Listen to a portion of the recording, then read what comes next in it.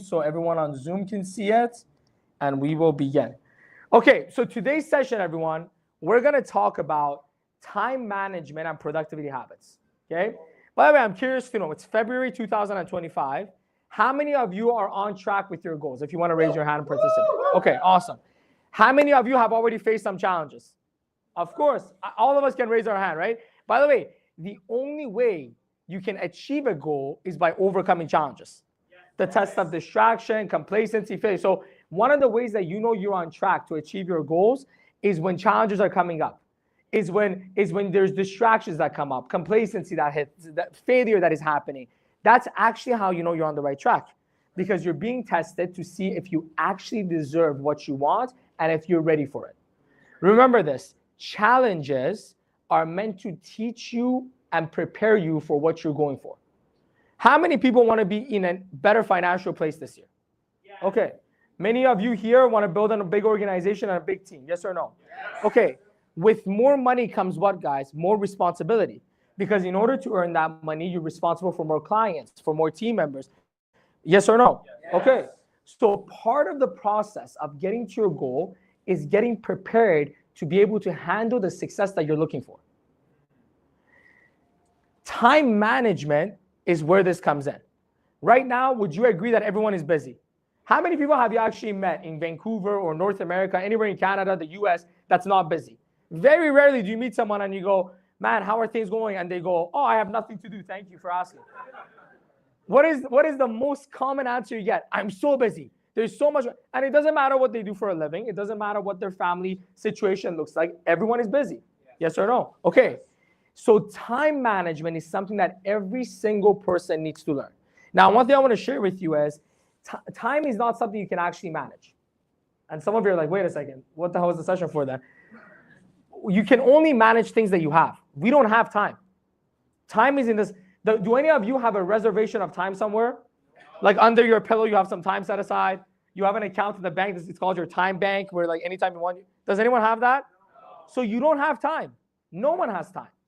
Time is not something you can have. It's something you either use or lose. Very simple. That's what time is. So one of the biggest misconceptions that people have when it comes to managing their time is that they think it's actually something that they have. Time is something that goes moment by moment by moment. Today's session is going to be about hour and a half. Every moment of this session is going by. Yes or no? Yes. By the way, in the same time frame that you're here, developing yourself, growing, learning, someone else is watching Netflix. Someone else is on a date. Someone else is playing a sport. Yes or no? Yes. The time moves forward equally. It's how you use it and how productive you are with your time that makes you a more effective and efficient and successful person. Does that make sense? Yes. Whatever successful person you look up to. I always like to use Elon Musk as an example, because not only does the guy have multiple companies, he also has 12 kids, which I don't even know. Don't ask me questions. I don't know. Read the doc. I've read his whole book. But he's got a very busy life, right? There's people that have one kid and they're already up to here. Imagine 12. And not only 12 kids, but all these companies. And he also has time to tweet. Right? Like for me, I forget to sometimes post on Thread. This guy is like tweeting. So you got to understand this. IQ has nothing to do with how you manage and use your time. Okay? Talent has nothing to do with how you use or manage your time. Drive and ambition has nothing to do with how you manage and use your time. So whenever I use Elon Musk as an example, some people in the crowd have a tendency to go, yeah, but that's Elon Musk. First of all, what is Elon Musk? Is he not human? As far as we know, he's human. Maybe in the future he comes out as a robot, but for now, he's human. Yes or no? Yes. Well, if one human can do certain things, why can't another human replicate it? Sure, maybe not everyone can do what he's doing in terms of the success that he's developed, the money he's earned, the company he's built. But can we all do a little bit better? Yes. Can we all grow closer to our potential? Yes. How many of you would say that you're right now maximizing your potential 100%? I don't think any of us can raise our hand, because we still have a long way to go. Yes or no? Yes. And whenever we talk about personal development, whenever we talk about growth, whenever we talk about success, it's a measurement of you against you. That's it. Can everyone become as good as LeBron James in basketball? Hell no. There's no way. Okay, this is not one of those classes. This is not one of those kumbaya classes where like you can have whatever you want. No, you can't be Messi. Messi is Messi. You can't be LeBron James. but you can be the best basketball player that your potential gives you. Yes or no? You can be the best soccer player that your potential allows you to do. And how do we know our potential? By going for it. That's it. Messi didn't know he was Messi until he trained to be Messi and then became Messi. Yes or no? Yes. So everything you learned today, all the things you learned in our class about personal development, keep in mind, it's about becoming a better version of yourself. It's not about becoming Nima, probably, hopefully not, because one of me is more than enough, as you guys can tell, right? But it's about being the best version of you. So everything that I'm teaching to you about time management today, I want you to understand that it's about you improving your ability to use your time. Yes or no? Yes. Okay? But always keep in mind that if others can do something, you have the potential to do it too. Cool? Yes. Okay, let me share my screen so everyone on Zoom can see the notes, and then we'll begin. All right. Can everyone see it? Okay, let me just, it's my echo. Hold on. There we go. Okay. Here's the first thing that I want to touch on when it comes to today's session. There's 3 elements that are required if you want to thrive in anything. What do I mean by thrive? It means go above the average. It means go closer to your potential. This is not about survival. This is not about making some money. This is not about having some success. This is about you thriving as a person.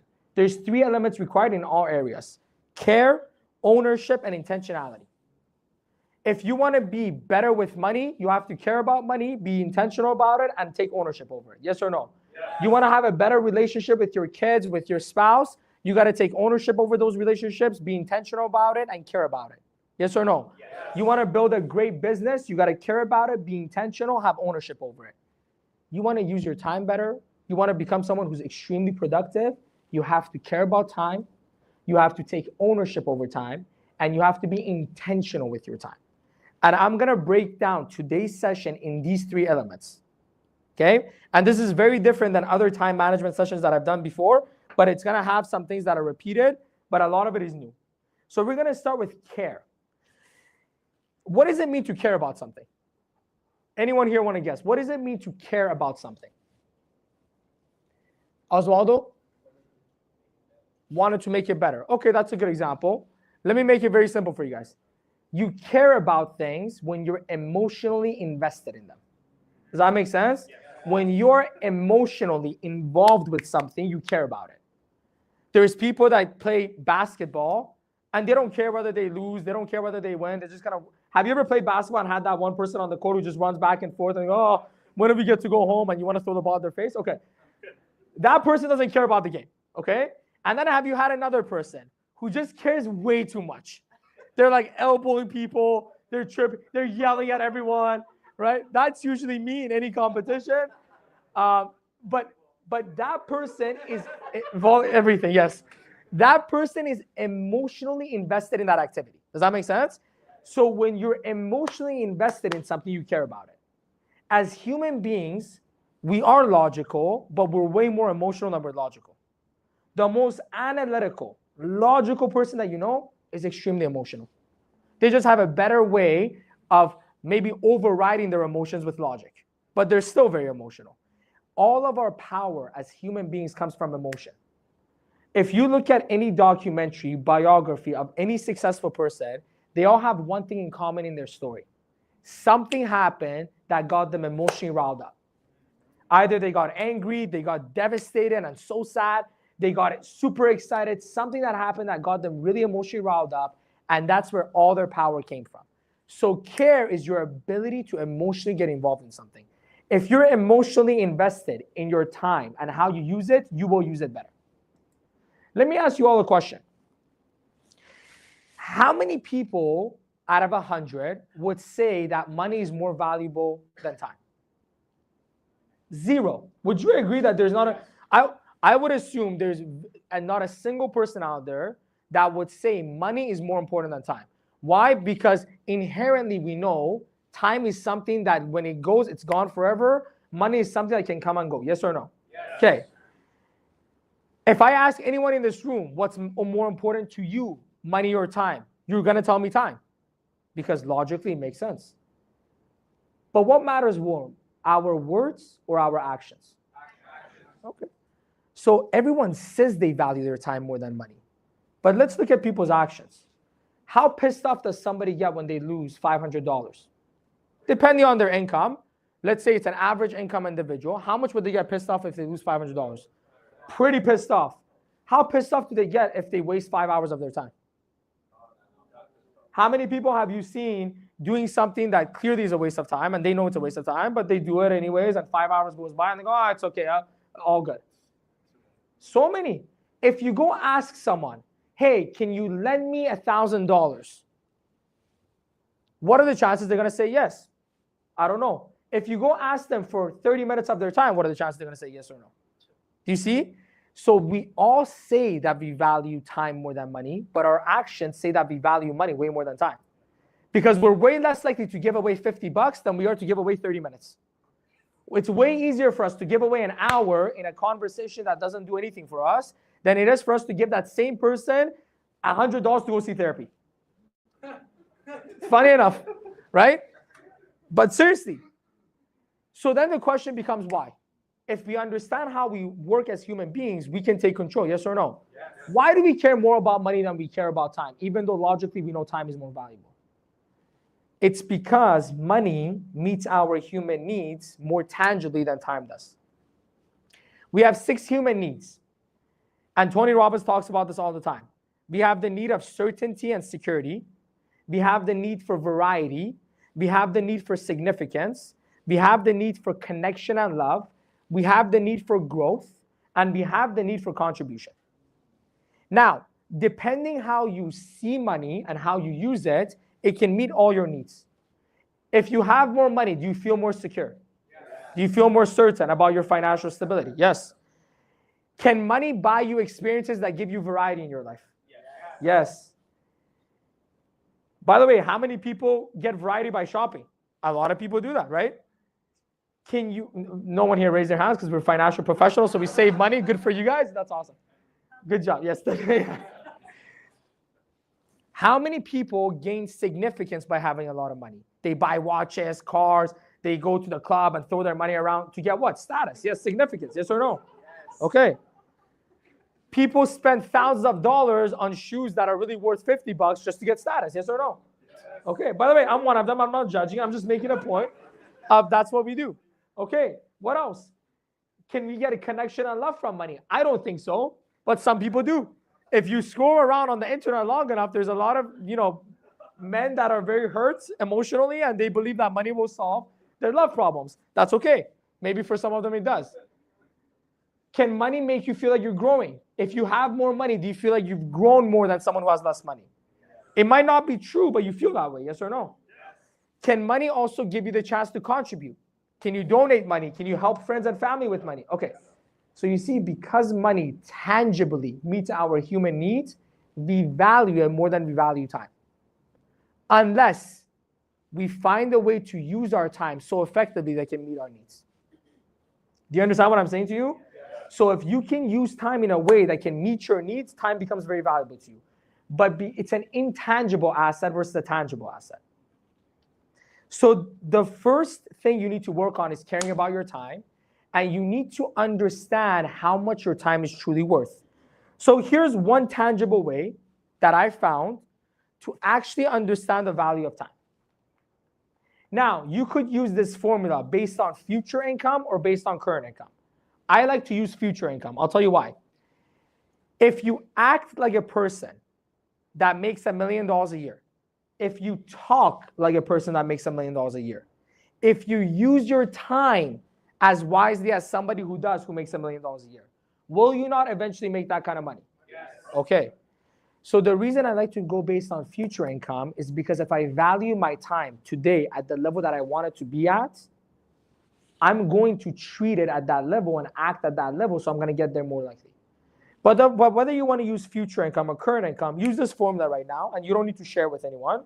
You can either do this based on your income goal in 5 years, or based on your current income goal in the next 6 months. Or you could do it based on your current income right now. But write down the number. How much money do you want to earn in the next 5 years? This is for you. You're private. No one's going to get you to share. But write it down for yourself. I'm going to teach you this formula, and you can maybe teach it to other people. What is the income? I'm going to give you guys a minute to write it down. It could be 100,000, it could be 500,000, it could be $1 million, it could be $10 million, whatever you want, but something that you can actually get emotionally invested in. Once you have the number of your future income in 5 years, I want you to divide that number by 52. There's 52 weeks in a year. And then I want you to divide that number by 40, assuming that the average person works 40 hours a week. By the way, guys, if you're in person and you're sitting by me, just pretend like you're writing down something, because it's like some people are like folding their hands and I'm staring at them and it's awkward for me and it might be awkward for you. But do that formula. Once you get that number, that's how much your hour is worth now. So who here, for example, wrote down $1 million as their income? Okay, what's the number you came up with for your hourly rate? $480. So that means somebody who either is earning $1 million a year. Like I'm at $1.3 million right now for the year. So thank you guys, I appreciate it. So if I go based on that formula, my hourly rate is closer to $700, $800, right? But if you're someone in 5 years wants to make $1 million, your hourly rate at that point is $480 per hour. Okay, what does that mean now? Once you have that number, let me tell you what that means. That means that Netflix show is not actually $20 a month. Because a lot of us, I don't know how much is Netflix nowadays. I don't know. Like it's around $20 a month, I think. And a lot of people go, wow, for $20 a month, I get all these movies and all these shows. No. $20 is your entryway to your time wasting. Okay? The hour and a half movie, if you want to make $1 million a year, or you are making $1 million a year, is now actually costing you around $1,000. That TV show that you love, that's 45 minutes per episode and 95 seasons of it. Okay? Because never-ending seasons. There's a lot of shows like that. That's your whole net worth for the rest of your life at this point. Right? If you make the calculation. Now, does this mean, Nima, we should never watch movies? No. In your leisure time, you do what you want. But this is a good way to measure your time value. So when somebody comes to you and goes, hey, can I have an hour on your time? What they're really asking you is for $480. Does that make sense? Yes. So then you got to consider on that level. Okay, do I want to give this person $480? Okay, maybe you do. And you go and have that hour, and it might be worth thousands of dollars. A great relationship can be worth millions of dollars, no doubt. I'm not discounting that. But you got to know what you're spending when you're spending your time. Yes or no? Yes. Good. Now, the next level. So we went over care now, and hopefully you're a little bit more emotionally invested. Now that there's money attached to it, a lot of you are like, oh, shoot, you're canceling meetings as we speak. Not going to have coffee with this person, deleting Tinder accounts, whatever's happening is happening. Anyway. But now let's go to ownership. What does this mean? It means you have to take 100% responsibility for how you use your time. When you take ownership over something, you gain power to change or do something about it. Does that make sense? If I take responsibility for my health, what does that mean? That means now I am in charge of where my health goes. Now I can choose certain behaviors to improve my health. But if I blame my health on something, on genetics, on low metabolism, on big bones, whatever people come up with out this. I'm not a scientist. Whatever you're into, I'm not against you. But as soon as I blame something, what can I do about it now? If I'm big boned, how do I shrink my bones, guys? What workout routine, what personal trainer can help me shrink my bones? No one. If I am genetically just terrible, what can I do? So you see, as soon as you blame, you give away power. And when you give away power, there's nothing you can do about it. And one of the biggest reasons why people have a hard time managing their time effectively, using their time effectively, is because they don't take ownership over it. Think about it how the everyday person talks to each other. What are some of the terms that they use? I'm so busy. How many times have you heard I'm so busy this week, or said it yourself? So many times. I'm so overwhelmed. For some reason, I can't get anything done. Nothing at all. Like I couldn't breathe today, right? Now, look, maybe at some level, there is some truth to that. But from my experience, of working on myself and coaching and leading a lot of people, what I found is it's all in our head. Let me give you one quick exercise that can show you how right I am. If you think you're so busy, so much to do, I challenge you to do one thing. Take out a pen and paper. It could be a pencil, I don't care, something to write on. It could be on your phone. And just write out all the things that you need to do. I've talked to some people who are like in tears. They're so overwhelmed. They're like stressed. Like I can see them like withering away from the stress. Like, Nima, I'm so overwhelmed. There's so much. Like I get stressed even talking to them. Like, I just have so much. I'm like, do you? They're like, yeah. I'm like, how bad do you want to get rid of this business? It's so bad. I'm like, take out a pen and paper. They're like, I don't have time for this. I'm like, you have time to complain to me. You don't have time for a pen and paper. Get a pen and paper out. So you get it out. I'm going to write down all the things. I've never had someone write down more than 5 hours of things to do. Never. I've mentored thousands of people. You guys know how big our organization is. I've never in my life talked to someone that was so busy where they had more than 5 hours of tasks. Literally. Including me. And I'm managing a business with 500 people, and you guys know how busy it can get. Never more than 5 to 6, 7 hours of tasks. Max. The most I've seen. In fact, I want to teach you something. If you want to actually solve your problems, now there's many people out there who don't want to solve problems. There's many people out there who are in love with their problems. They love their problems more than they love their spouse, kids. Their problems is everything to them. Because their problems is what keeps them in the emotional states that they're addicted to. Their problems is what keeps them in the loop that they're stuck in over and over again. It's an addiction. You know how we talked about human needs? You know what else meets our human needs? Our problems. Our negativity. So there's some people that are in love with their problems. For those of you, I don't want to break you up. I don't want to divorce you from your problems. You keep them. But for those of you that are sick and tired of being sick and tired, you don't want problems anymore. You want solutions. You want your life to go to the next level. Do this going forward. Anytime you have any problem, anytime you feel overwhelmed, anytime you feel like you're so busy, take out something to write on. It could be pen and paper. It could be a phone. I don't care. And write down all the problems that you have. Okay? Write down all the things you need to do. And categorize it, if you ask me. Then what I want you to do is this. Right next to it, what are the things in your control that you can do to solve it? And which ones are out of your control? So imagine a list of problems. You put a check mark next to all the ones you can control. Are there a lot of problems that we have that we can't control? Okay, so those ones we don't put a check mark. All the problems that you can put a check mark next to, put a check mark next to. After you put a check mark next to it, I want you to do this. Write down as many solutions as you can think of that you can act on. For some problems, it's one solution. For some problems, it's 5 solutions. Yes or no? By the way, I want to talk to the MDs and SMDs in the room. For the people that are new, be comfortable. You're good. You're a guest. MDs and SMDs, you're not a guest. I'm curious to know how you're going to teach this to your team members if you're not writing down these notes. There's certain notes you don't need to write down. Emotional notes, motivational notes, you don't need to write down. This is instruction. I'm giving you instruction. Maybe you should write it down so next time your team member calls you and is overwhelmed, you can give them this solution. But I'm looking around and some MDs and SMDs are looking at me as a movie. I'm a live movie. I'm seeing you too. I can interact. This is like Vin Diesel in Fast and Furious driving the car in your face, okay? This is, you got to participate, please. But write this formula down. Write down those solutions to the problems and make a point of only focusing on the solutions to those things.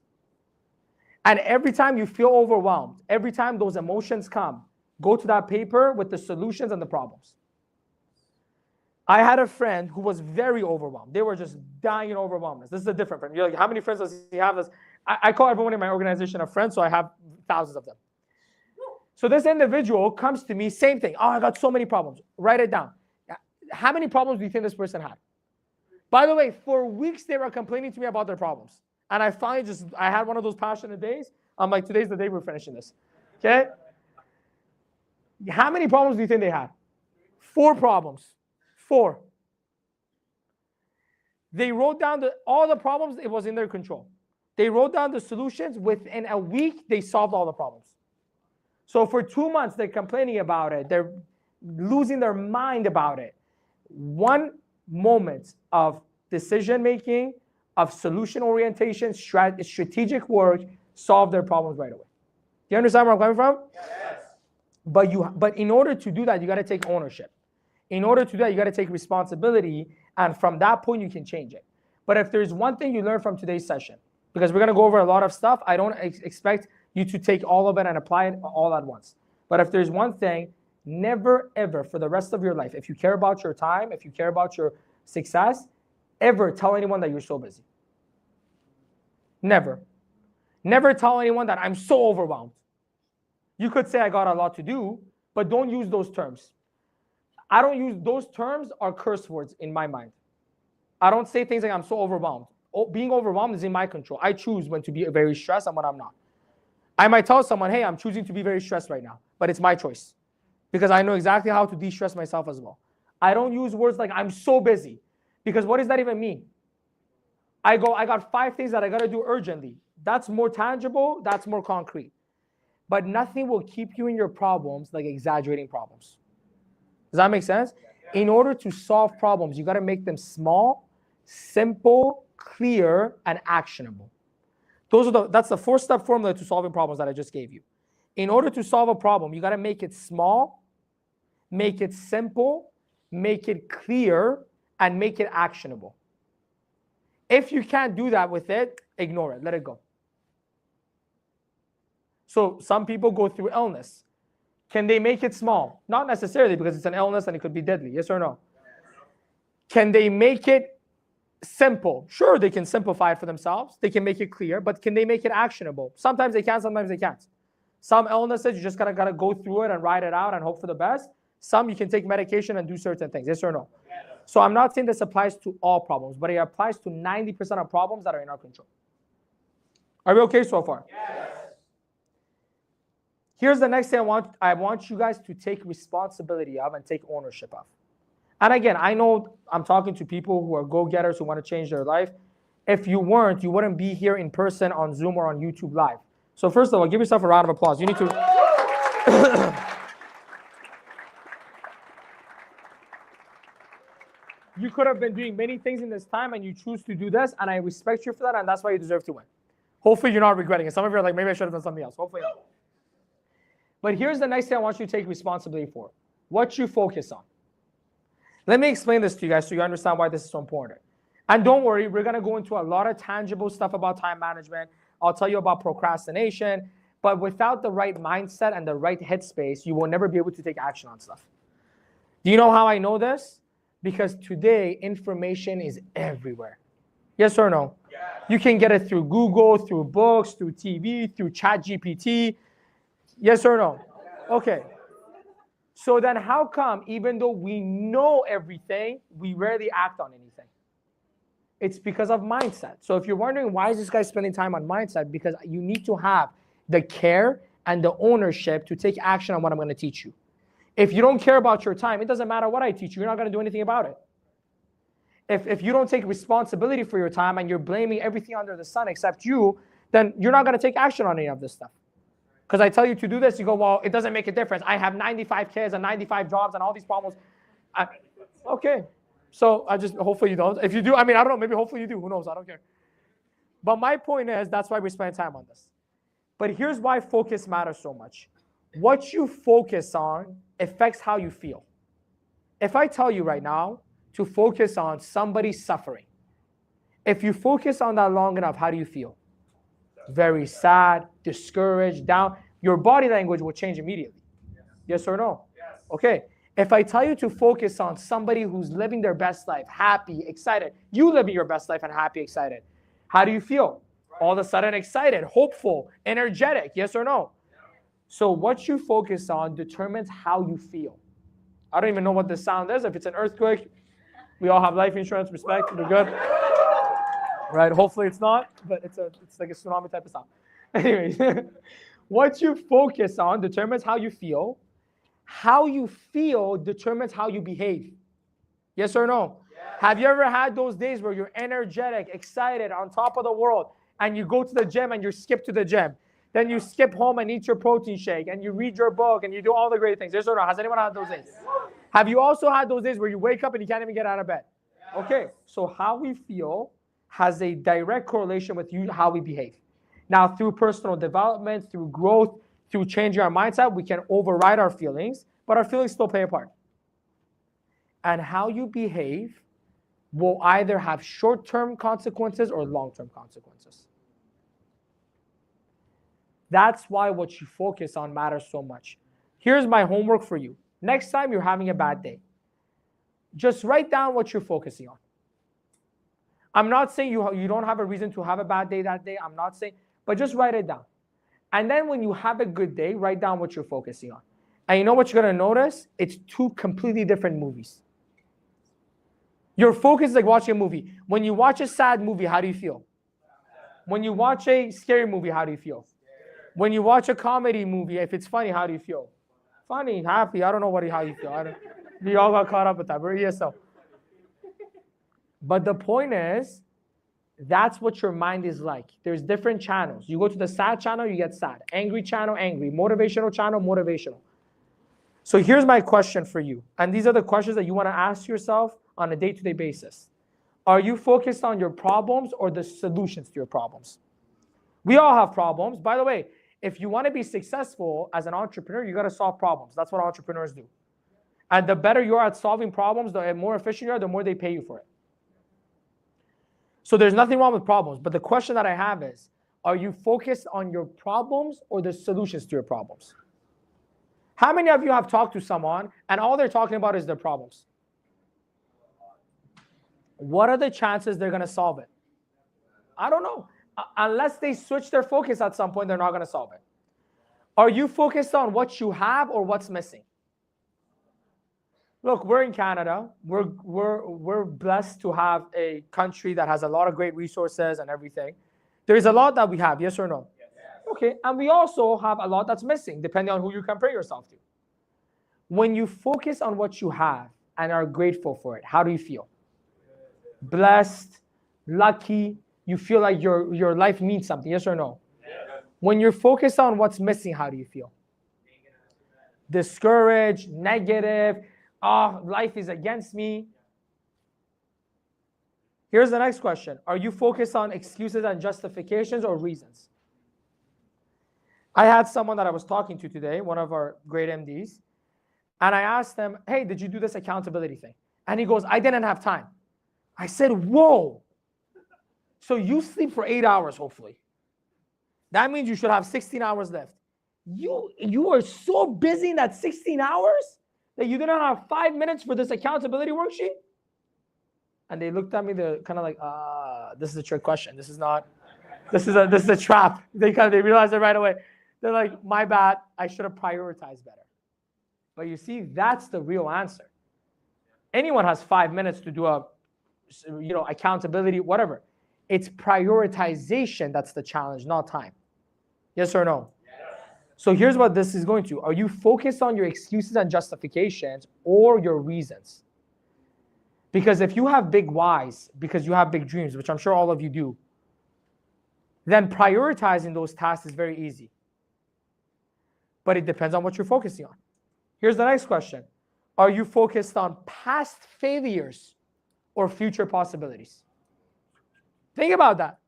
When an opportunity comes to you, what filter does that opportunity go through? Does it go through the filter of all the times you failed, all the times you quit, all the times you weren't good enough, all the times you let yourself down? Or does it go through all the ways you can improve, all the ways you can grow, all the ways you can gain? Which one? All of you listening to me right now, I believe you're future possibility thinkers. If you want to take on this opportunity. If you want, you wouldn't be here today. If you weren't, you wouldn't be seeking growth. But many people you sit down with and you wonder, dude, how could they say no to this? So good. It's because when you're talking to them, they're not listening to what's possible. They're thinking about what they went wrong before. Does that make sense? Yeah. So again, as you listen to today's session, you might have gotten time management courses before. You might have, listened to videos before, and maybe you didn't take action on it before. I want you to let go of that. Forgive yourself and move on. That version of you is dead. The new version of you is listening to me today. And you have a chance today to take action on the things that you learn and walk away better and stronger. Yes or no? Yes. Good questions to ask. For those of you in our EOC group and One Invite group, I will share the notes there. If you're not in those groups, ask your trainer how you can get in the groups. Are we okay so far? Yes. Perfect. Now let's go into strategy and tangible habits. Are you ready for that? Yes. So let's talk about intentionality, being intentional. First of all, let's define what it means to be intentional. Being intentional means acting with purpose, clarity, and focus. It's about making conscious decisions that align with your values, goals, and priorities, rather than reacting automatically or out of habit. How many of you have driven to your home and you got to your house and you were like, how the hell did I get here? And you sat there, you're like, did I stop at the stop sign? There was an old lady walking by. Did I hit her? How many of you have got, look, we all have, especially when you drive a lot, especially, that's called being unintentional. That's called going based on subconscious habitual programming. You just kind of go through the motions. How many of you have been talking to someone and you can see them in front of you, but you know they're on a different planet? Like you're talking to them, they're sitting in front of you, they're even nodding. They're like, yeah. They're like, yeah. They like make noises as well. But you can tell they're nowhere near where you are. Like you're in like Vancouver in a coffee shop, they're in like Dubai in 2005. And like you don't even, yes or no? Okay. So that's the difference between being conscious and unconscious. That's the difference between being intentional and unintentional. Right? Sometimes you see parents playing with their kids and you know they're not even there. They're touching the toys, but they're at work. There's no toys at their work. They're at home. But while they're touching the toys, their brain is at work. Yes or no? And the kid says and they're like, oh, what? And so they wake up into reality. That's the difference between being intentional and unintentional. Let me tell you why I'm explaining you this. Being intentional means living on purpose, not by default. Most human beings get going to a trance-like robotic way of living. They wake up the same way that they do every day. Have you guys seen Groundhog Day, that movie? That's what most people's life is like. They hit the alarm the same way, they slip on the same thing, they shower the same way. It's robotic. And the day ends. And that's why they go, oh my God, it's 2025. It was like yesterday that it was 2005. What happened? They just went through the motions, they were unintentional, and life just kind of passed. Correct? Yes. So here's what I want you guys to remember when it comes to today's session as I continue. Being productive isn't just about how you spend your time. It's also how intentional, conscious, and present you are while doing the task. How many of you believe it's important to spend time with family? Good. Let me ask you a question. Is family night and family time about every night getting together at 8 p.m., putting on the Turkish TV series, right? This is a Persian person's perspective. For you, it might be a different type. It might be a different series. I don't know. And watching the episodes, is that family time? No. For some people, they think it is. To me, that wasn't family time. So when people were like, whoa, why don't you spend time with your family? You know where I spend time with my family? When I pay for a beautiful trip, we go to an amazing place, and we actually spend time together. We talk, we communicate, we engage in conversation. For me, family time isn't about sitting around and watching Netflix together. For me, for someone else, it might be. Respect to you. But for me, it's about being intentional, actually caring to know what that. I'd rather spend 2 hours a week with a friend, but actually talk to them, actually understand where they're going, where they're coming from, actually get deep in that relationship, then spend every night with them at the same hookah lounge or bar or wherever people go hang out and talk about the same nonsense and go on our phones. Here's how most people spend time nowadays together. Yeah, pass me the hookah. You know why? Because they become complacent because something that's around all the time has no value. You understand? That's why, in my opinion, it's actually very powerful when you go and work on your purpose the majority of your time and you spend an hour, 2 hours at night with your loved ones because now you cherish it. Because you go, wow, for the last 9 hours, we haven't seen each other. These 2 hours, let's talk. What happened? How's it going? Am I perfect at this? No, trust me. Like, I'm sure my family's sitting here like, dude, this guy is like on his phone a lot of times. I get it. I'm not saying I'm perfect, but I'm seeking improvements. Yes or no? Yes. Many times I'm talking with my girlfriend and she's saying some stuff to me and I'm thinking about what I should do tomorrow in the training. Okay, that's not being present, but I'm okay being aware of it because I'm not seeking perfection. I'm seeking improvement. Yes. But being productive is about developing the ability to be present. Right now, I'm here with you. I'm not thinking about anything but being here in this moment and giving you the most value that I can give you. And that's why you might sense a certain level of energy from me. Yes or no? Yes. That's powerful. Are we okay so far? Yes. Perfect. Here's the first tangible habit that I want you to take action on to improve on how you manage and spend your time. Prioritize preparation and planning. But I got to say this. Don't overdo this. Some people spend their whole life planning and they never get to anything. Some people live their life like they pack for the trip, but they pack for the trip for 80 years, and on the 81st year, they go, shoot, I forgot to go. I'm telling you, that's how most people live their life. It's all planning. It's all preparation. No. Planning and preparation should take 5% of your time. 95% should be execution on the plan. So when you do a to-do list, please be reasonable with how you do it. One of the biggest mistakes that people make when it comes to to-do lists is they overdo it. Here's the worst to-do list that I've seen. Wake up, brush teeth, eat food, take a break from eating food, walk to the next location. And that's not a to-do list, that's hell. Because as soon as you look at that, there's 1,000 things on there. You don't. That's not a to-do list. A to-do list, in my opinion, should have no more than 5 things on it. Does that make sense? If I show you my to-do list, it's categorized.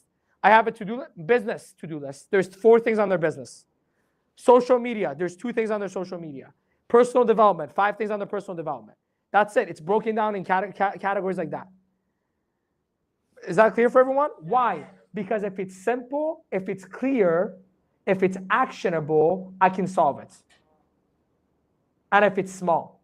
But if it's too much, if it's too cluttered and confusing, if there's no clarity and I can't take action on it, it means nothing. Yes or no? Yes. Okay, let's take this one step deeper. You got to prioritize your to-do list. Is it possible to get everything you need to get done in a day? Yes. Is it also possible to miss some things? Yes.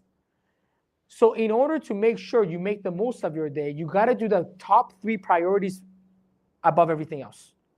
So when it comes to my business tasks, there's 3 priorities on my business tasks out of the 4 that I've written down.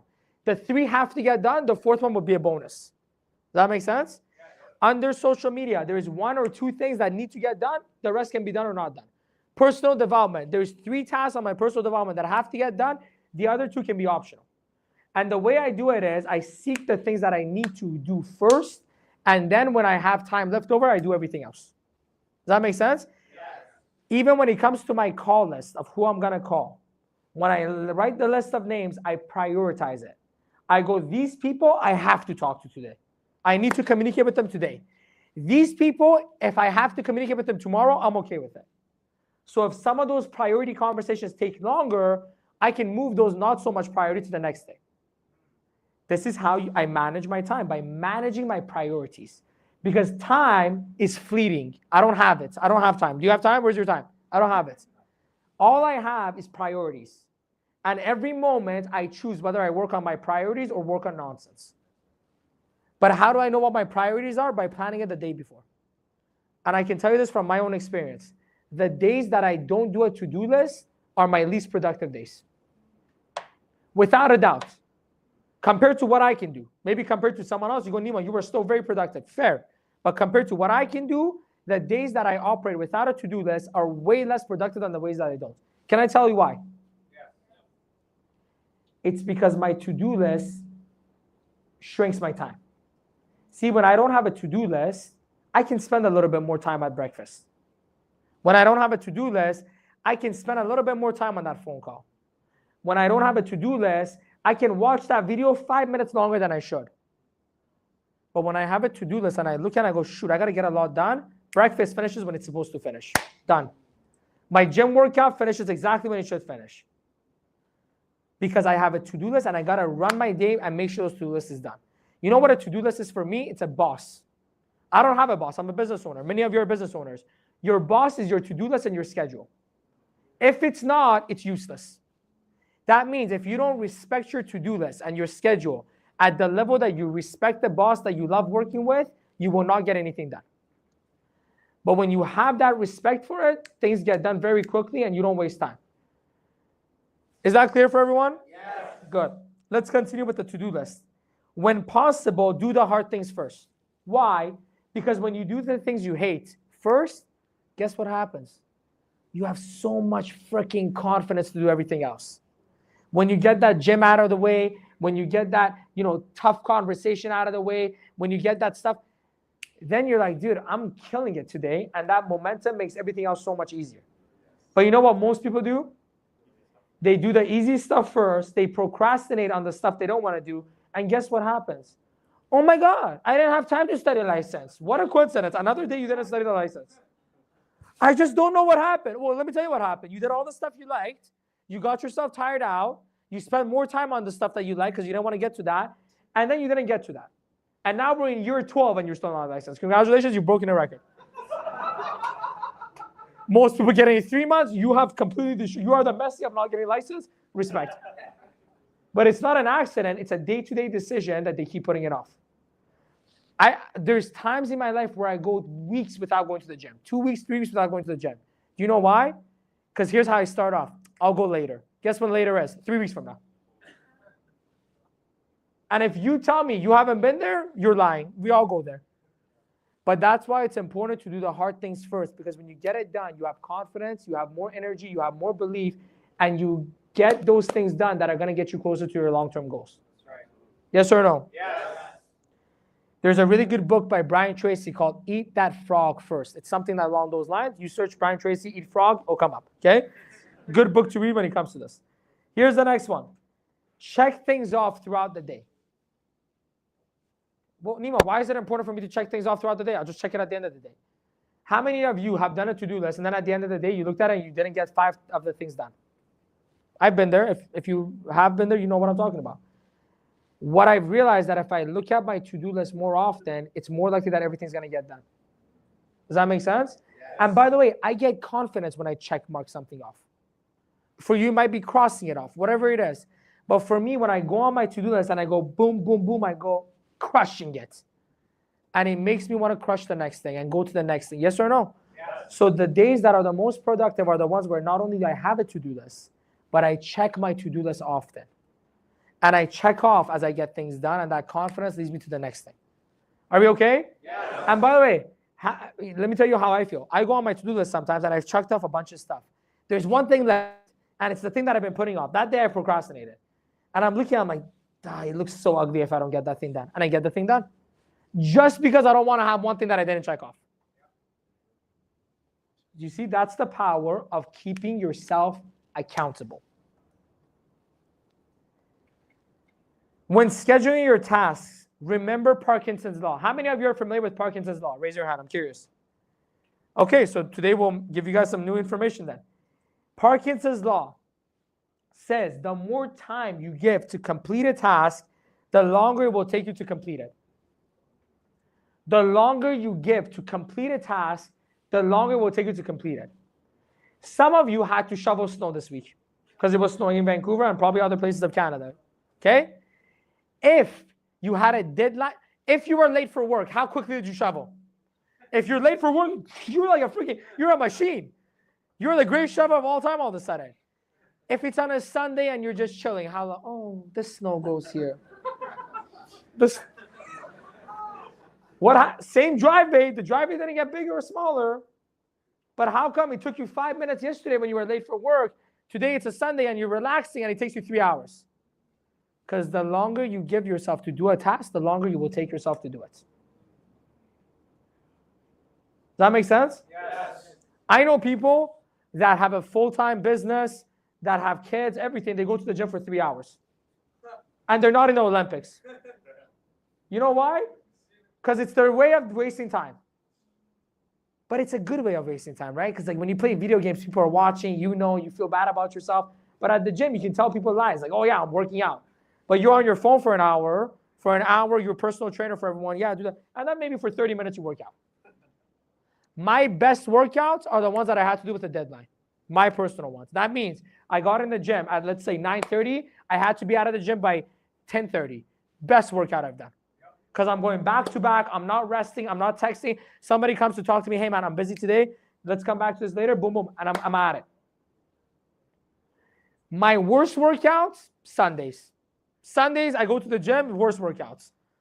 I'm like, well, yeah, how are you doing? Yeah, you're doing great too. Awesome. And then I go in the sauna. Today I'm going to go to the steam room too. I'm in the shower for 8 hours. This is Parkinson's law. So you want to be more productive. You want to get things done better. Don't just do a to-do list. Don't just check it off then, but schedule it. You go, I have 30 minutes to do this task. If I don't do it in 30 minutes, I'm not doing the task. Does that make sense? Yeah. And when you do that, all of a sudden, you have way more time than you can manage. When I'm telling you that I've never sat down with someone who had more than 5 hours of things to do, I'm not exaggerating. When we spoke about it, it only took 30 minutes for that task, 15 minutes for that task, 2 hours for that task. But in reality, the 2-hour task took 4 hours. Why? Because they had more time. And you know how you know I'm right? On the days that you have the least to do, you get nothing done. You know those days where you're like, okay, tomorrow I got nothing to do. I'm going to study. You do nothing. And then you're like, dude, I had nothing to do. How did this happen? And then on the days you're the busiest, you're back to back, you're the most productive. That's Parkinson's law. How many of you have read the book 7 Habits of Highly Effective People by Stephen Covey? Okay. I'm going to assume most of you don't have hands because I know in this room, many of you have read this book. Your hands are just not working today. That's okay. No problem. Hopefully it starts working later. But it's one of the best books. If you haven't read it, I highly recommend it. But he talks about something in that book when it comes to productivity that if you understand and you apply, will change your life forever. He talks about the 4 quadrants of tasks. How many of you have heard the 4 quadrants? For those of you that can raise your hand, how many of you? Okay, perfect. So there's more hands now. Here's what the 4 quadrants say. There's 4 types of tasks that we have every day. Urgent and important. Not urgent but important. Urgent but not important. And not urgent and not important. 4 types of tasks. Okay? Which of these tasks would you say will get us closer to success? How many, let's say numbers to make it easier. How many of you say number 1 and number 2? Raise your hand. How many of you say number 3 and 4? Okay, good. So you all get it, get the concept. Number 1 and 2, urgent and important, and not urgent and important, are the ones that will get you closer to your goals.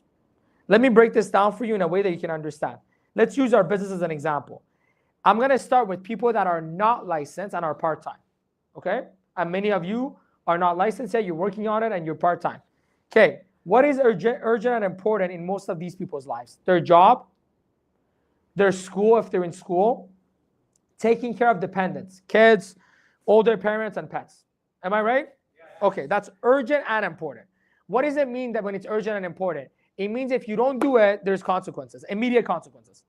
If you don't feed your kids, immediate consequences. Hopefully child services in some cases, right? But immediate, if you don't go to your job, immediate consequences, yes or no? Yeah. If you have a class, you don't go to class, immediate consequences. Okay. So urgent and important has immediate consequences. What about urgent but not important? Okay, urgent but not important are things like doing errands for family and friends, doing chores. Okay, these are urgent but not important. Why is it not important? If you don't clean your kitchen, do you die? Because some of you clean around your house to not study the license as if you die if you don't clean your house. I know people that if they stop cleaning their house, they'd be millionaires. Seriously, I know people that if they stop cleaning their house, they're millionaires. And then they can hire a team of cleaners. Every day the team of cleaners come and they clean their house. But just for like 3 months, you're just going to stop cleaning your house. Because they're like, oh, I was so busy today. And you look at what they did. They just cleaned their house. 8 times they cleaned their desk before they studied the license. Okay. So if it's not going to have an immediate negative consequence on your goals, it's not important. It might be urgent, but not important. What about not urgent and not important? Very easy. Scrolling through social media. Is that important? No. Is that urgent? No. If I don't scroll, I die. Right? No, it's not. Netflix. Video games. Okay. Spending too much time with friends and family during work hours. By the way, it's not even spending too much time. Spending time with friends and family during work hours. Not urgent and not important. Call them at 9 p.m. Call them on Saturday. Call them on Sunday. But during your productive hours, what are you doing giving therapy? Therapists charge a lot of money. Are you getting paid for it? Your friend calls you at 12 p.m. on a Tuesday. Oh, please tell me about your problems. Do you get paid? By the way, what are the chances you're going to give them bad advice? Very high, because you're not a therapist. Right? Look, one of the worst things that I've seen is poor people helping other poor people stay poor. I see it all the time. All the time I see it. If you're offended by this, you might be one of these people. But the person's broke, and the guy calls him, yo, should I buy this stock? Listen, from my analysis of having $5 in my bank account, we have people that sit down with us. We're licensed professionals. We've been doing this for years. We're like, oh, this is, let me check with my uncle. What does your uncle do? Nothing. Look, there's a difference between trusting someone and trusting their expertise.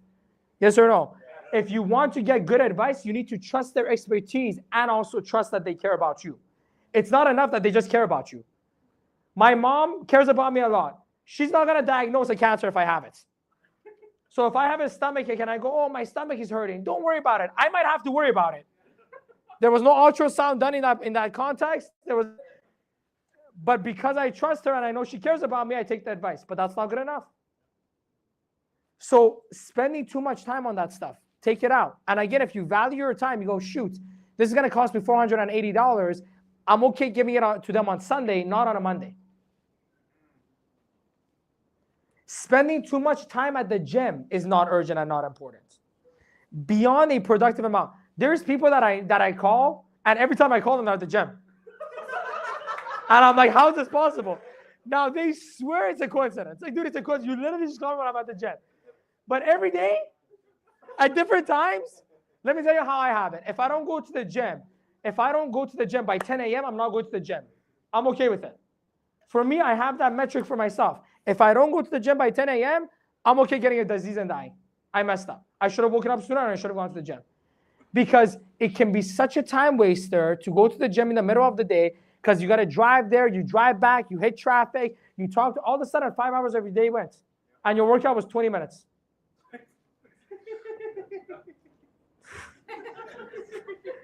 Again, if you're going for the Olympics, spend 5 hours at the gym. If you're not, be reasonable. Here's the next one. Not urgent, but important. What would be not urgent, but important for this particular individual who's part-time and not licensed? Okay, business activities. Why is business activity not urgent, but important? Because their job is what's paying the bills, yes or no? Not their business yet. So it's not urgent, but important. And that's why a lot of people fail in the business because it's not urgent to them. Personal development habits. If you don't read the book today, do you immediately become stupid? No. If you miss the audiobook, do you immediately make mistakes? No. It's a not urgent, important, has a delay consequence with it. Positive or negative. Does that make sense? That means I got to go to the gym for months before I see the delay benefits of it. And I got to skip the gym for months before I see the delay negatives of it. Is that clear? So urgent and important, immediate consequence. Not urgent but important, delay consequence. What's worth more? Delay. What do you always hear from successful people? Delay gratification. The things that happen in delay are worth more than the things that happen right away. Accountability and staying in contact with your mentor, studying for a license, attending trainings and meetings. These are not urgent but important. Now, what if you're full-time and licensed? And I'm going to go through a little bit quicker now. Urgent and important for these people is business activities. How come it just became urgent and important? Because they pay the bills to the business. So if they don't do their meeting, if they're not doing their business activities, they're not going to get paid. Yes or no? Yes. So now it's urgent and important because now they're full-time in the business. Now admin work, if they don't have an admin hired, which you should hire admin as soon as possible. is urgent and important. Because if they don't get things through underwriting, it's going to affect their clients, it's going to affect their business. Yeah. Taking care of dependents, still urgent and important. Yes or no? Yeah. Good. What's urgent and not important? Same thing as before. Not urgent and not important, same thing as before. Not urgent but important, personal development habits. Not urgent but important, accountability. Not urgent but important, attending trainings and meetings. Not urgent but important, calling team members. Not urgent but important, doing team events and extra trainings. I just took over 30 of our qualifiers to Mexico. Thank you, Bas was there. And I spent about $74,000, $75,000 and a lot of my time. But why? It's an investment. But does everyone make that kind of investment in their business? No. So here's what I want you to understand. I'm talking to people who want to win big in our business right now. If you're someone who wants to win big, and I know a lot of you do, listen up. When you get to a certain level, you're not going to win just doing the urgent and important stuff. Let me explain to you. Once you become an MD, SMD, and you're competing, everyone does invites. Everyone does follow-ups. Everyone runs meetings. Everyone already does that. You're at a league now where you're competing with people that are doing the same thing. The only way you get ahead is doing what everyone else is not doing. That's it. That means if you're calling your team members and your competition is just doing meetings, you're going to beat them. If you're being accountable to your mentors and your competition isn't, you're going to beat them. If you're doing events and extra trainings on a Saturday, Sunday, whatever, and your competition is just running meetings, invites, and follow-ups, you're going to beat them. If you want to win, you got to do the things that your competition is not willing to do. Very simple. When you watch someone like Messi, someone like Cristiano Ronaldo, I promise you they do things that their competition doesn't. Everyone that's a professional soccer player trains, yes or no? Yes. Everyone shows up to the games. Everyone does all that stuff. But I bet you Messi and Ronaldo do certain things after that everyone else doesn't. They might go to the ice bath.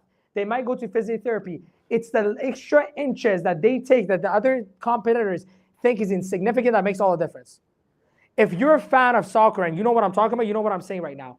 Messi and Cristiano Ronaldo have barely ever got injured. They had a couple injuries when they were younger. They've barely been injured. You think that's a coincidence? You think that's luck? That's a level of preparation, post and pre-game, post and pre-training that their competition isn't doing. And there's many talented athletes that didn't achieve their career potential, monetary or historically, because of injuries. And just the fact that Messi and Ronaldo stayed on the field longer than the competition is one of the reasons that they outdid it. Do you understand what I'm saying? Yes. Here's my question. What are the inches that you're not taking in the business that's making you fall behind?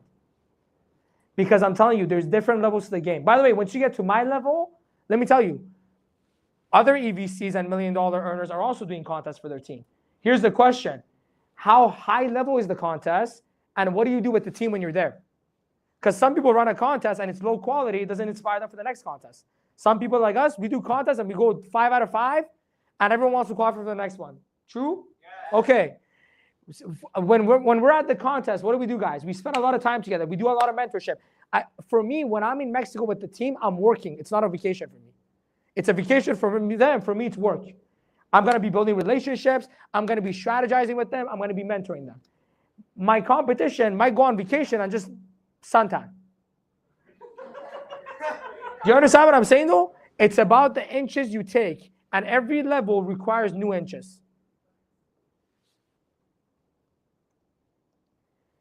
Have a high standard for following your schedule and completing your to-do list. In order to do this, you got to be a great coach and boss to yourself. Look, in order to be a great coach and boss, it requires a couple of things. One of them is you got to set rewards and punishments.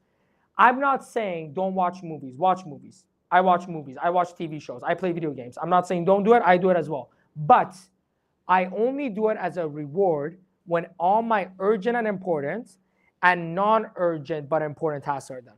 Does that make sense? Yeah. I only do the leisure stuff, whether it's calling friends, whether it's video games, whether it's TV shows, whatever, once all my non-urgent and important and urgent and important tasks are done. And it's a reward for myself. And if I don't get it done, I don't care if it's 11:30 p.m. We're still working until we get it done. As a great coach to yourself, if you want to manage your time better, you got to have fast recovery time. You know where a lot of time gets wasted? Dwelling on problems that can't be solved in this moment. I'll say that one more time because some of you might have missed it. A lot of time gets wasted on dwelling on problems that cannot be solved in this moment. Do you understand what I mean? It means that there is something you got to deal with. There's a conversation you got to have with someone that's difficult. That difficult conversation needs to happen a week from now. Today, instead of working on what you need to work on in this moment, you think about that conversation in a week, and it's not productive. It just creates anxiety for you. Yes. You just wasted time. There's a problem that you have to deal with at the end of the month. Instead of taking this moment to do whatever you can to give you the best chance to solve that problem at the end of the month, you worry about that problem, and at the end of the month, you have no solution still. Thinking about something, worrying about something is not the same as solving it. I'm going to say it one more time. Thinking about something and worrying about something is not the same as solving it. You feel emotionally you're solving it. You're doing nothing. You're doing nothing. So please keep that in mind and become aware, because you don't have time. You have this moment. And in this moment, you're either taking advantage or losing advantage. Very simple. Are we okay? Yes. Here's the next one. Forgive, let go, and move on. In order to have faster recovery time, in order to get over things, you got to forgive, let go, and move on. This is my biggest strength. If you ask me, Nima, what is the biggest strength that sets you apart from everyone else? What is the biggest thing that allowed you to make $1 million a year in record time at such a young age, in such a difficult industry? It's because my recovery time is significantly better than my competition. I forgive myself faster, I let go faster, I move on faster. So I make a mistake, and I move on from that mistake 10 times faster than my competition does. So let me tell you what that allows me to do. I can make 50 mistakes. My competition can only make 10. That means by the end of the day, I'm 5 times better than they are. You go, is this guy speaking English? What do you mean? I thought mistakes are bad. Mistakes that you learn from can only be good. And the only way to learn is to make more mistakes and to fail more. For me, I fail faster, I make mistakes faster, and I move on faster, and I learn faster, and I get better faster. So in a week, I'll make 100 mistakes and learn 100 things from it. My competition makes 10 mistakes and only learns 10 things from it. What's going to happen in a year? What's going to happen in 2 years? What's going to happen in 3 years? Eventually, I become uncatchable. But in order to do that, you got to forgive, let go, and move on faster than your competition does. It's hard to be productive when you're carrying around a bunch of rocks. It's hard to be productive when you're walking around thinking what you did yesterday, what you did the day before, what you did a minute ago. Put the rocks down and run. Here's the next one. Remove distractions. Remove notifications for apps that are not making you money. If you're using Instagram to make money, keep the notification on. If you're using whatever, your text messages, but anything that's not making you money, turn the notifications off. That way you choose when you go to waste your time. The apps don't choose when you waste your time. You know when like Instagram sends you that notification, you have some BS that you haven't checked yet. They are wanting to get your attention because attention is the way they earn money. Yes. If the notification is off, they can't distract you like that. So you choose when you want to go on. Is that clear? Yes. Okay. I'm going to skip a few things because I want to get to some of the more important ones. Become a more effective decision maker. This is extremely important. Become a more effective decision maker. You know what wastes a lot of time and energy? Decisions that you put off. Decisions that you put off waste time and energy like nothing else. Remember this quote. Winners make decisions quickly and they change them slowly. Losers make decisions slowly and they change them quickly. I'll give you an example. When I got into the business, the first time they showed me the presentation, I was in. I paid the $150, whatever. I started the business. I went right into it. And I maintained that decision for a very long time. I recruited a lot of people, and so have you. They take 3 years to join, 3 minutes to quit. 3 years you follow up with them. 3 years they're thinking about it. And you know they're not thinking about it. It's just nonsense. 3 years they're doing nothing. They start, 3 minutes later, it's not for me. It took you 3 years to find out that in 3 minutes it's not for you. So become someone that makes decisions quickly and changes them slowly, not the other way around. I've never regretted a decision I made quickly. I've regretted many decisions that I took too long to make. I'm telling you, if you go shopping with me, it's not an experience. It's a minute. Like some of you shop and it's an experience. Oh my God, look at this. Try this. I go in, I want that, buy. Go. 5 minutes, we're out. If you want to go shopping as an experience, don't call me. You're going to hate your life. Like you're going to be looking at something. Come on, just buy it. Go try it. You can return in 30 days. Let's go. Come on, go. You're stressed. It's anxiety. It's a lot of urgency. But if you've ever shopped with me, you hate your life. Okay? That's why I give people money to shop for me. Because I'm like, I don't even want to spend time on it. Because it's stressful for everyone involved. But I make decisions very, very quickly. Why? Because every decision that I think about is like an app that's open on your phone. What happens if you have an old version of a phone and there's 1,000 apps open? It starts glitching. There's a lot of people that glitch out there because they got all these decisions they're thinking about. I'm being very honest. I'm not trying to be mean. I'm not being sad. It's very true. You see some people and they're just so confused that you don't even know if they're on the same planet as you. It's because they got all these apps open because everyone they meet, they go, I'll think about it. Would you like coffee? I'll think about it. Would you like tea? I'll think about it. Do you want to buy a house? I'll think about it. Oh my God, how much can you think? And by the way, do people even think? No, they just put things off. Yeah. I've never, ever had someone tell me, I'm going to think about this opportunity. And then they actually go home and they're like analyzing. It's just procrastination. So one of the things that I do for myself, and if you want to be a better decision maker, by the way, in order to have a more successful life, you need to be a better decision maker. So this is not even just about productivity and time management. This is about having a better life. Because the difference between you and someone else is the decisions you've made or they've made. Or the decisions you haven't made or they haven't made. So here is how I make decisions. I have a process for decision making. It's a system. Let me ask you a question. When you see Apple as $1 trillion company, do you think they just wing it? Do you think Apple just goes, yeah, it feels good, let's do it. It doesn't feel good, let's not do it. Do you think that's how Apple makes decisions? Did you know Apple has a process for decision making? There's executives that have to approve certain things. Then the board has to approve certain things. There's email chains that have to go around. It's a process. Do you have a process for the company that is you and how you make decisions in your life? I'm going to tell you about my decision-making process. Here's the first question that I ask. How much time does this decision deserve? Some decisions don't even deserve any time, immediate. Some decisions deserve a little bit more time, but I have to determine how much time I'm going to give to it. Because if I don't get the time deadline, I'm going to take forever. The next question I ask, how much urgency and priority should I give to this decision? Is it a 10 out of 10 urgency type of decision, or is it a 1 out of 10 decision? The next question, what is a reasonable timeline for me to make the decision? The next question, do I need to consult anyone else in making this decision? If yes, who and why?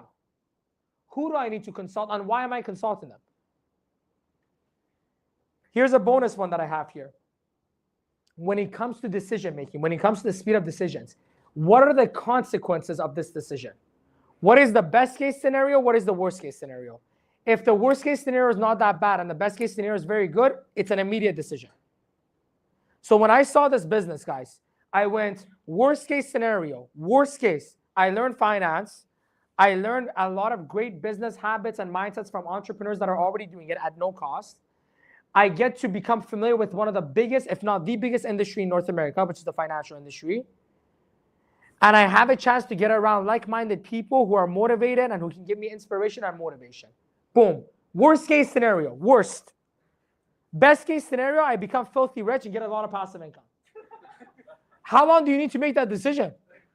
How many hours? For me, I was a 20-year-old kid. I made it within 30 seconds. My credit card had a $500 limit, and I had $180 left on it. I did the math, immediate. Done. I didn't need to, what am I going to think about? The worst case is the greatest thing. The best case is the greatest thing. Why the hell would I think? And guess what that decision turned out to be? To me making $130,000 a month passive income at the age of 27 and so on. Okay, not bad decision. What if I didn't make that decision? What are the consequences? What if I walked away?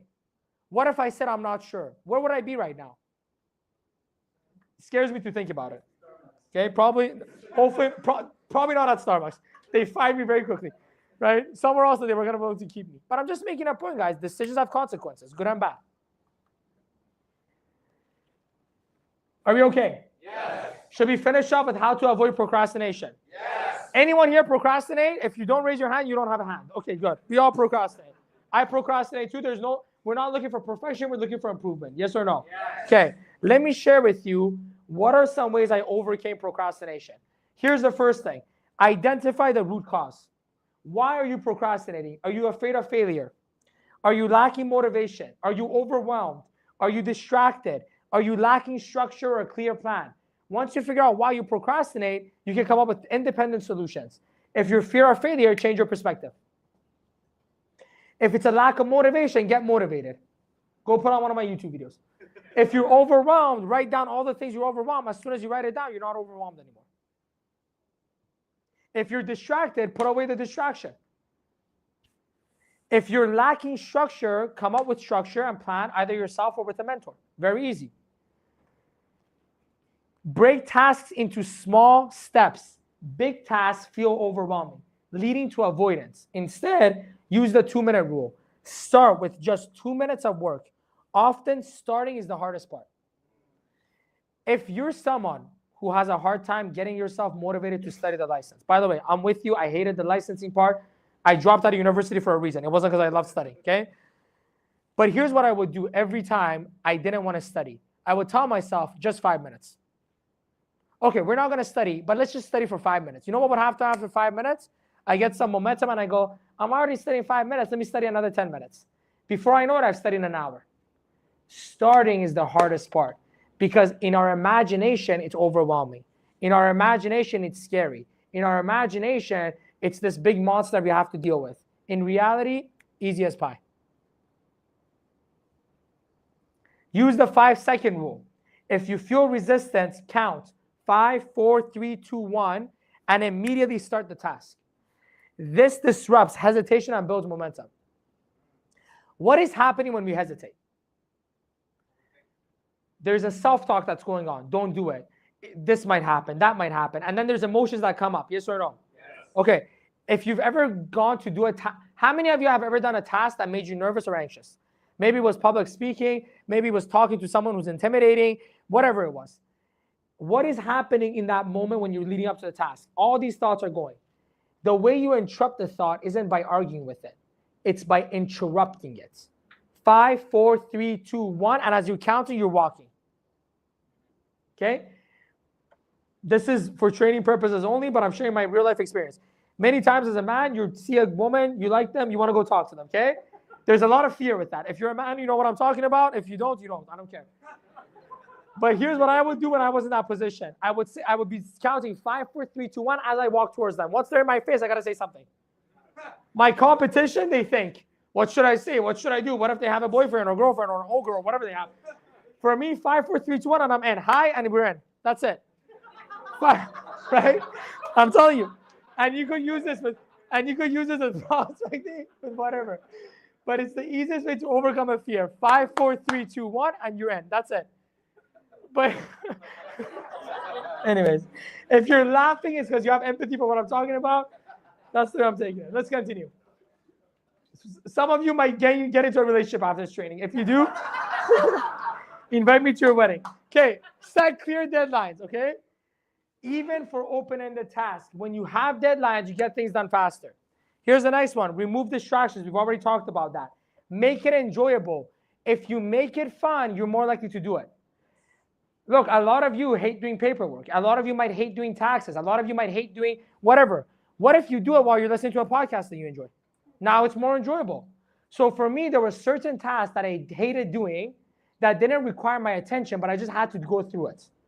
You know what I would do? I would only listen to my favorite podcast when I was doing the task. So now if I want to listen to my favorite podcast, what do I got to do? The boring thing that I don't want to do. For some of you, it might be music. If you don't like going to the gym and it's boring, put on a good music, put on a good podcast, makes it more enjoyable. Create accountability. Tell someone you're going and ask them to check in on you. All of you in our business have a mentor. If you're accountable to them, it's easier to avoid procrastination. But being accountable means caring about what they think of you. If you're going to do accountability and every day you're going to have everything read, nothing got done, that means you don't give a crap about what they think of you. So what's the point of being accountable to them? But when you're accountable, you got to be like, dude, I have a brand that I need to protect. I got to make sure I have green check marks, not red ones, before I send this out, because it's my brand with my mentor that it matters here. So accountability only works when you care. What do we talk about? Care, ownership, intentionality. Reframe your mindset. Instead of, I have to do this, I get to do this. Yes. Do you know how many people in the world would die for your problems? Oh, yeah.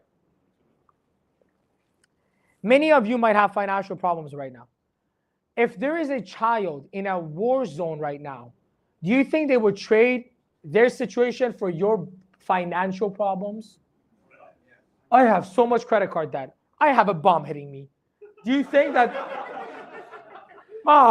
don't you think that person's like, I wish I had the debt instead of the bomb? Yes. So a lot of times we look at our problems and we think, wow, how unlucky we are. But who are you comparing yourself to? Because I'm telling you, most of the world, about 5 billion of them wishes they had the problems that you worry about every day. So instead of, I have to study a license, be like, damn, I get to study a license where I have an opportunity in a free marketplace to earn as much money as I want. There's people that are stuck in a certain type of communism or so that they don't even have an opportunity to study for. Reframe your mind. As soon as you reframe it, I get to do taxes, so I live in a safe country. Versus I have to do taxes. Well, taxes, if spent properly, I'm not going to go into politics. If spent properly, are actually a good thing. If wasted and stolen, they're a bad thing. But there's a lot of benefits we have in Canada that we wouldn't have if we didn't pay taxes. Could we have more if it was used more wisely? 100%. And hopefully that happens in the future. Anyways, forgive yourself for past procrastination. Studies show that self-compassion helps break the cycle of procrastination. If you're constantly beating yourself up, even as I'm going through this list, you know what some people are doing right now? Oh my God, I'm so bad at this. I'm so terrible at this. Well, what motivation do you have to change? Instead, you should be sitting there being going like, wow, good for me for being in this session so I can learn this great information, so I can become aware, so I have the opportunity to change. Yes or no? Yes. Here's the next one. Take action even imperfectly. Done is better than perfect. Yeah. By the way, perfect is impossible. Perfect is an excuse to procrastinate. Perfectionism is a nice way to say you're scared. Right? We hire people for our admin all the time. If on the resume it says perfectionist, we throw the resume out. We don't want them. Because that's just a nice way, like, you know how like they have weakness. My weakness, I work too hard. Oh, wow. I'm a perfectionist. Look, what is the underlying thing? They're afraid of failure. Perfectionists are just afraid of failure. That's it. And if you call it what it is, you'll change it. Perfectionist sounds good to me. I'm ESL, but perfectionist sounds really nice. I'm a perfectionist. I'll write it on my Tinder. I'm a perfectionist, right? It sounds great. It sounds wonderful. It sounds so delicious, great, right? Perfectionist. Afraid of failure doesn't sound that great. If I say I'm afraid of failure, I have to change. If I say I'm a perfectionist, I'm going to keep it. It sounds like good quality. So identify yourself for what it is if you want to change it. If I go on big bone, that kind of sounds cool. I got big bones. You got small bones. Okay, I'm better than you. If I'm fat, not so good. Right? So call it out for what it is if you want to change it. Here's the next one. 3 Ps. Remember the 3 Ps. Pain, pleasure, perception. If you associate more pain with not doing the task, you'll do it. What are the consequences of not doing your taxes? The biggest mafia in Canada comes after you, the CRA, and you're done. The CRA comes after you, you're dead. Okay? So everyone does their taxes because the pain of not doing it is significantly higher than the pain of doing it. Or the pleasure has to be significantly higher than the pain. Does that make sense? But that's the pain and pleasure perception. Raise your confidence and self-esteem. A major reason why we procrastinate is because we want to avoid something that overwhelms us, avoid failure. If you raise your confidence and you believe you can handle it, it's a lot easier. Last but not least, we already went over it, start. The hardest part is starting. And if you just get started, I promise you it becomes easier. I'm one of the more paranoid people you'll meet in this world. I'm very paranoid. I have a way of thinking about all the ways something can go wrong. And you know what I found in my life? When the worst thing that I imagine actually happens, it's not even that bad. I'm serious. By the way, All of us have this in common. We have challenges and we have bad things happen to us or people that we love. True? Yes. From my experience, my worst nightmares were nowhere near as bad in reality as it was in my imagination. Does that make sense? Yes. Roman, everyone knows Roman, stud, one of the best guys in our business. Before his injury, he was by far the best, putting up the best numbers in our team, crushing it. One of my fears was, what if something happens to Roman and he's no longer able to do what he's doing? That fear, unfortunately, came true. My fear of what that was going to do to my business in my imagination was 100 times worse than in reality. In reality, it's very horrible on a personal basis because Roman is my little brother. I hate that he has to go through this. And emotionally, it's very devastating. But the fears that I had in terms of my business were nowhere near what I thought it was going to be. In fact, our business kept breaking records. Our numbers keep going up. We keep hitting new milestones because alongside of Roman, we have hundreds of amazing team members like yourselves that are continuing to grow. We're constantly bringing new talent that is helping us grow. But in my imagination, when I used to think about what if something happens to Roman, it was 100 times worse in terms of the business consequences I'm talking about than in reality. So I'm telling you, your imagination is either your best friend or your worst enemy. When you imagine great things happening in your life, it's your best friend. When you imagine the worst things happening, it overwhelms you, it discourages you, it fills you with doubts. And here's what I want you to remember as the last note that we're going to finish the session on. Doubt kills more dreams than failure ever will. 99% of people never fail at anything. They doubt themselves into never starting or trying in the first place. The greatest guitar player, the greatest soccer player, the greatest basketball player, the greatest business owner in the financial industry or any industry was never even in the game to begin with. God gave them all the gifts, all the talents, all the capabilities, but the devil gave them doubts.